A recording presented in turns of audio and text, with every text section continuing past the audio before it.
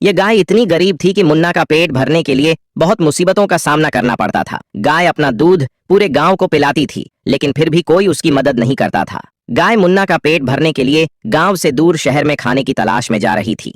तभी उसने देखा कि एक आदमी आने वाले दिनों में रेस प्रतियोगिता का ऐलान कर रहा है और रेस जीतने वाले को 1 लाख रुपए का नकद इनाम रखा गया था। गाय ने सोचा, मैं तो रेस नहीं जीत सकती, लेकिन मुन्ना को रेस की तैयारी करवा सकती हूँ। गाय अपनी गरीबी दूर करने का यह अवसर हाथ से नहीं जाने दे सकती थी, इसलिए उसने शरीर और ताकत दोनों बढ़ाने का सबसे महंगा ड्रिंक लाकर दिया। उसके बाद वह दिन रात एक करके गार्डन में जाकर दौड़ लगाने लगा। कुछ दिन बाद मुन्ना पहलवान बन जाता है और रेस के लिए निकल जाता है। उसी रेस में एक रेड बुल था जो मुन्ना का बहुत मजाक उड़ा रहा था। रेस शुरू हो जाती है और कोई भी किसी से कम नहीं था, सब बराबरी में दौड़ रहे थे और मुन्ना धीरे धीरे अपनी स्पीड को बढ़ाता है और वह सबसे आगे हो जाता है।